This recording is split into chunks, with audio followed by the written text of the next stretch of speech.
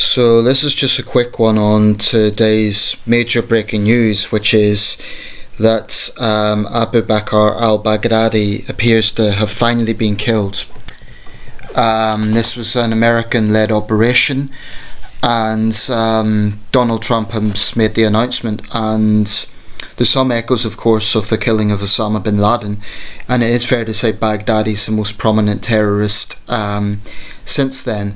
I don't think anyone is under the illusion that this is going to end the threat of Islamist terror. As I've seen several times, people commenting on this as kind of chopping the head off a hydra, like a multi-headed creature. So someone will replace him, the Islamist threat will still be there. Nevertheless, in of itself, I think it will be a morale blow to the Islamists, to Islamic State, and in of itself, Baghdadi was a thoroughly evil man, so his demise is a good thing.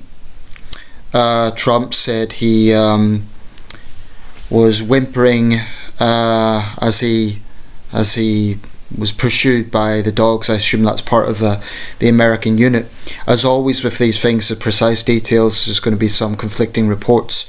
Of course, Donald Trump can't be too triumphalist here because, you know, his great portrayal of the Kurds hasn't went down too well. Now he's praising the Kurds for their part in this operation. So it's good that Baghdadi's dead. I believe that in itself is a good thing, especially if it damages morale of ISIS. The problem is, of course, they may now seek a new strategy, and it may be that ISIS and Al-Qaeda join forces.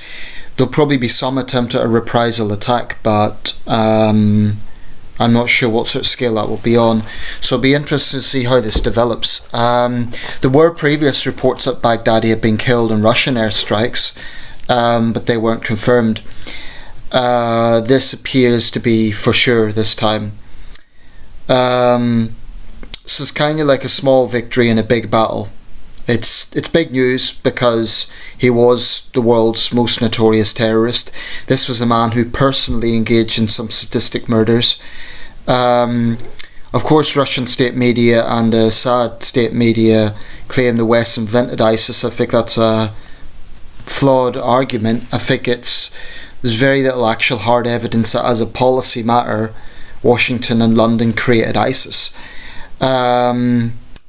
I'm not going to go into a whole rehashing of 8 years of war in Syria, but the fact of the matter is ISIS really only gained significance in late 2014, 2015. The war in Syria has been going on since 2011, so 2010 actually. So what does that tell you? It tells you that they gained a foothold when the war deepened, in part because Russia and China, refused to condemn Assad's brutal use of force.